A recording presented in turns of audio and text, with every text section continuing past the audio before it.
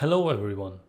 As the Marvel fans among you may know, in the movies, the Norse god Loki, who is played by Tom Hiddleston, hasn't always been the best friend of the other gods, especially Thor.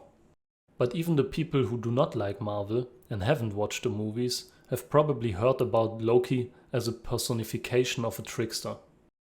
Unsurprisingly, this is not an invention of modern media. Loki has shown this character for a long time. In Germanic and Norse mythology, he has tormented the other gods pretty much at every chance he gets. In today's story, we will hear about how the gods acquired some of the most powerful relics in Germanic mythology. And this of course starts with one of Loki's pranks as well. One beautiful day, for no other reason than Loki being a twat, he sneaks into the house of Thor and his wife Sif and cuts Sif's hair off, all of it, without Sif even noticing. So I imagine in this story that Sif and Thor must have been sleeping, because how else would Loki cut her hair off without them even noticing? But of course they notice in the next morning. And Thor, well, he doesn't like that. Not one bit. And that, kids, is the story of how Loki got his scars. Okay, wait, wrong story. But Thor was actually pretty pissed off at that prank of Loki's, and he promised to break every single bone in his body as a reward. Now Loki, who is quite fond of his bones, actually doesn't like that idea, and he begs for mercy. He promises Thor to get Sif a whole new set of hair. A set of hair made of pure gold. And it shouldn't just be a wig. It should be a new set of hair that actually grows on her head like her natural hair would. This appeases mighty Thor, and so Loki ventures forth to Schwarzalfenheim, the home of dwarves, who are known for their craftsmanship with magic and all sorts of materials. Loki specifically seeks out the sons of Ivaldi, who even among the dwarves are known for their expert craftsmanship and their mastery of the forges. After Loki finds them and tells them about his concern, they immediately start working until the sweat drops down their brows. I am not certain why they are so eager to start working immediately. Either Loki promised to reward them handsomely, or they are proud in their work and they are proud that they can honor the gods with their gifts. Not long after the little master artisans started their work, they came before Loki and provided him not with one, but with 3 magnificently crafted relics. A spear, a ship, and the requested hair with strands of silk and gold. So Sif is going to get a new beautiful golden hair to the delight of everyone, especially Thor, and on top of that, Loki even has 2 other gifts for the other gods. All is well that ends well, right? Ha! Wrong. You see, nothing is ever that easy when it comes to Loki, and I especially love this next part of the story. Loki was of course absolutely excited with the results, and I reckon had this little spring in his step that you have when life treats you so well that you just can't believe your luck. Now, when Loki happily strolled down the streets of Schwarzalfenheim, he met Master Brock, who was standing in front of his house, and he just strolled over and started bragging about the treasures he had acquired. "Do you see this spear?" he asked, showing Brock the scintillating weapon. "This is Gungnir, the Earthshaker. Gungnir is so well balanced that it shall never miss its target, and it will always return to the hands of Odin, which it is destined for. This ship is called Skidbladnir. Look and marvel upon its majesty. See how I can carry it comfortably in my pocket, but once it's unfolded, it has enough space for the Aesir and all of the Inherjar with all of their equipment." Okay, I have to pause here for a second, because that is absolutely insane. So as a short explanation, and I may butcher these names since I'm not from Iceland, but the Aesir are the gods living in Asgard, so the main gods that you know about. Asgard is the place they live in. And the Inherjar, they are basically half of all the brave warriors that died in battle, ever. We're talking from the beginning of time to now and in the future, half of all the brave warriors who die on the battlefield become Odin's Inherjar, Odin's solo warriors. They reside in Valhalla and they fight to the death as the training every single day and then get resurrected and do the same thing the next day. Now, to give you a little bit of an idea how many Inherjar there must be, Valhalla, as I said, where they train and fight every single day, is said to have 540 doors or gates. And every gate is so big that 100 men can walk through it comfortably side by side at any point in time. Now, this is just a little intermission to give you a rough idea about what kind of size of ship we are talking about here. So Loki rightfully brags about this. But now let's get back to the story. Of course, Loki also brags about Sif's new golden hair, asking, can you imagine the gleam of these golden strands when the sun will shine upon them? And yeah, Sif's golden hair is beautiful, is impressive from everything that I've read, but probably not as impressive as the other things. Brock then takes a very close look at all of the items and nods approvingly. The whole time I imagine Loki has this grin on his face that would probably put my earlier joke about the Joker to shame. And that is why Brock's next words must sting him a lot. Brock tells Loki that Ivaldi's sons are indeed capable artisans, but he also tells him that his brother Sindri is as good, if not better.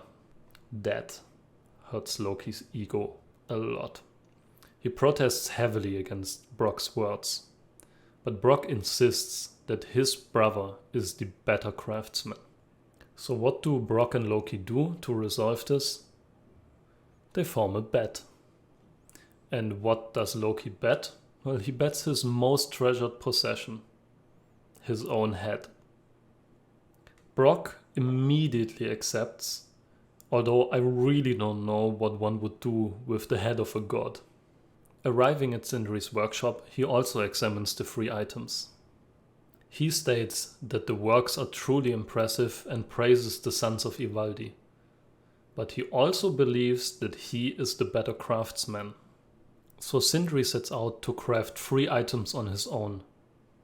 And first, he takes the skin of a pig and places it into the furnace. He tells Brock to blow the bellows of the furnace and that he shall not stop until he takes out his first piece. In the meantime, Loki gets anxious about his life, as you can imagine, and in the head that is still his, he forms a very nasty little plan.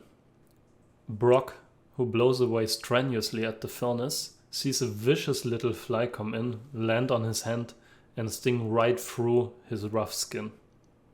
But Brock is diligent in his duty, and he does not stop until Sindri comes and takes out his first piece.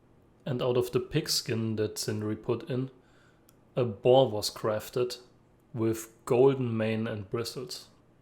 Next, he takes a delicate piece of gold and puts it in the glowing furnace.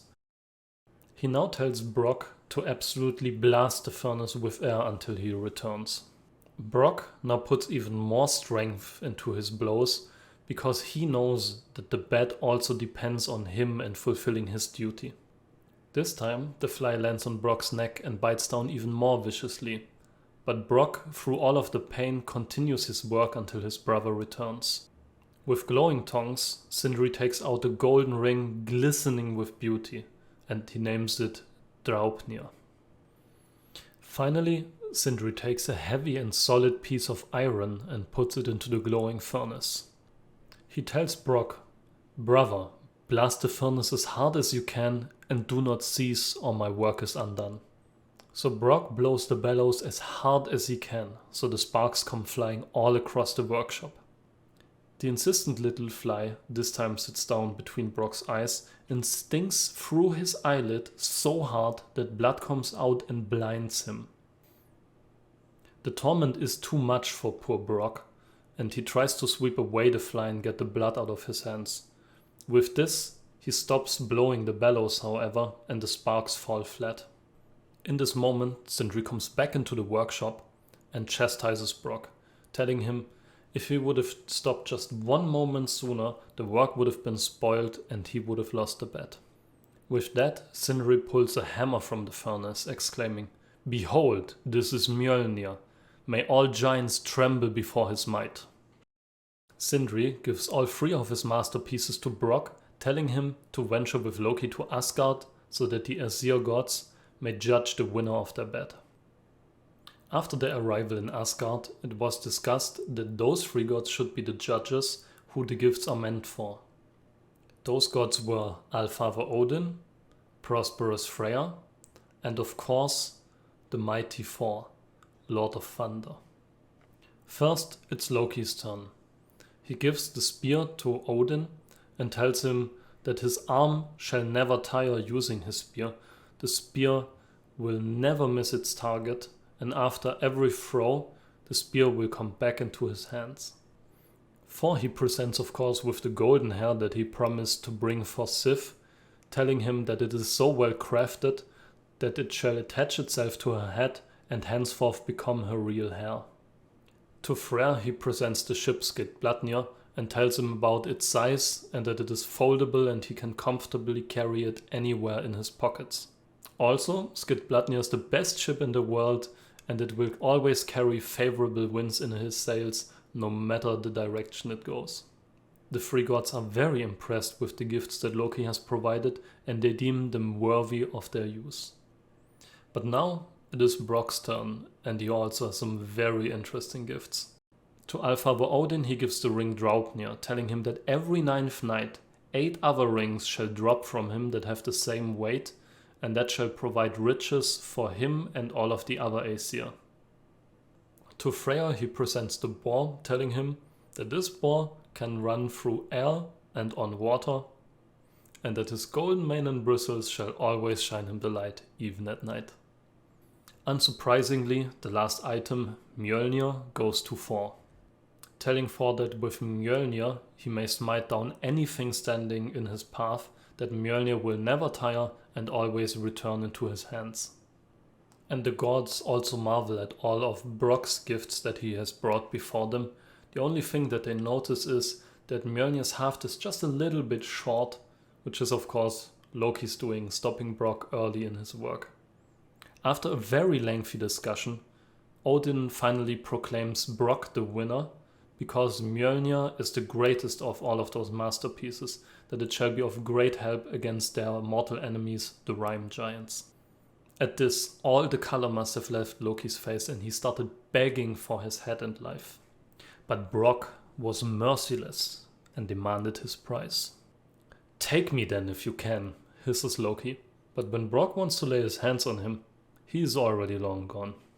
Loki of course is extremely fast, first because he is a god and second because he has his pair of shoes on that allows him to run over water and through the air. Seeing that he has absolutely zero chance to ever catch Loki, he pleads Thor to bring his miscreant brother back and honor the promise that was made. And Thor did. I have to say, I do not think that Thor does this because he's still mad with Loki. You see, the gods pride themselves in honoring promises, and Loki he has kept his promise to Thor. He has provided Sif with her new golden hair, so I believe that at this point Thor has already forgiven him for his transgression, for the little prank that he pulled. And I believe that instead he wants to honor the promise that was made to Brock. According to the story, Thor catches Loki with ease and he brings him back in an iron grip in front of Brock and the other gods, so this time he cannot escape. But in typical Loki manner, his quick head and mouth are not only his greatest downfall, but also his greatest weapon. When Brock now approaches with the full intent of taking Loki's head, Loki actually accuses him of not honoring their promise.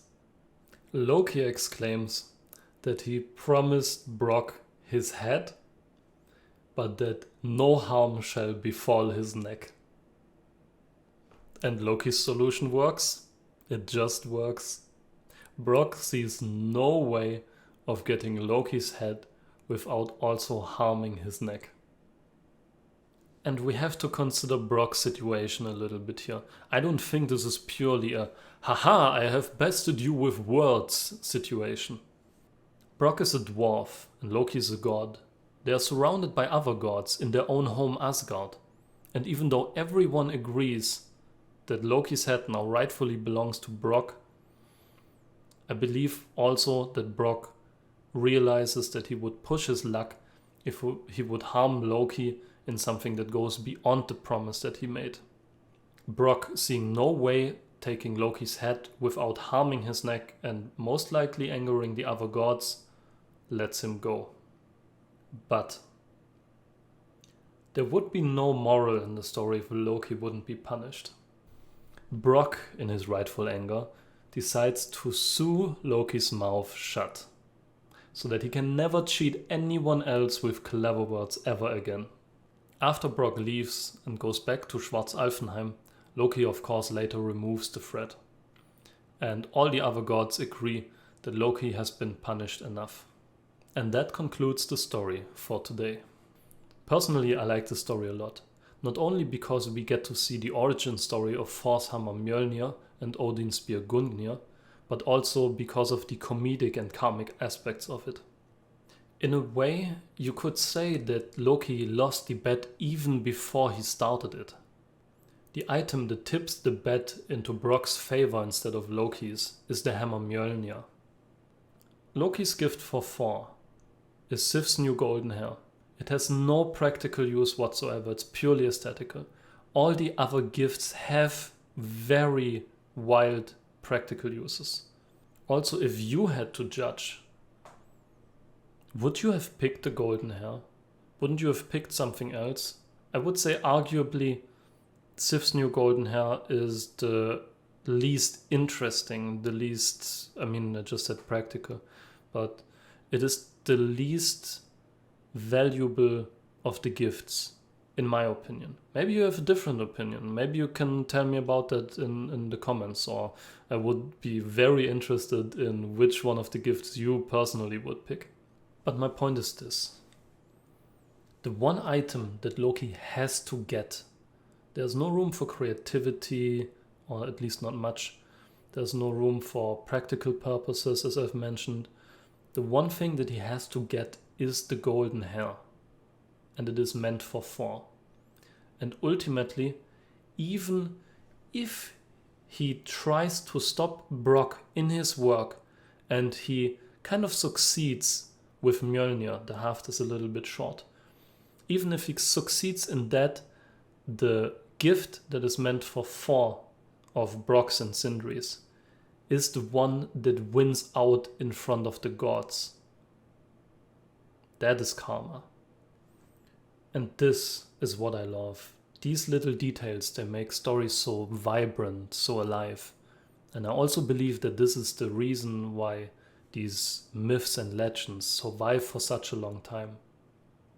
And I want to thank you for listening to this story, for watching my very first YouTube video on this channel probably. And I hope you enjoyed this story as much as I did. In general, what I want to do with this channel is pursue my creative interest mainly in stories. So what you can expect out of me and out of this channel in the future is dives into things like myths and legends or interesting history and mysteries, sometimes with a comedic, but oftentimes with a dark touch. For now, however, upcoming videos will mainly focus around Germanic and Norse mythology. I believe they are hugely interesting and oftentimes have a certain comedic aspect to them. And if you're still watching, that means you probably feel the same. As an afterword, it is very easy to see Loki as this straight up evil guy in Norse mythology, or sometimes maybe even a comic relief character. He's oftentimes quite wild towards the other gods, seemingly unprovoked. But I do not believe his character is so black and white, for reasons that I may go into at a later point in time. But know this, several times in mythology, Loki does something bad, and then he redeems himself. And he redeems himself in a way that improves the situation for people around him, mostly with the exception of himself. Now this is the actual end of the video. Please like and subscribe if you enjoyed the video and want to see more, and comments are always greatly appreciated. I will see you in the next one.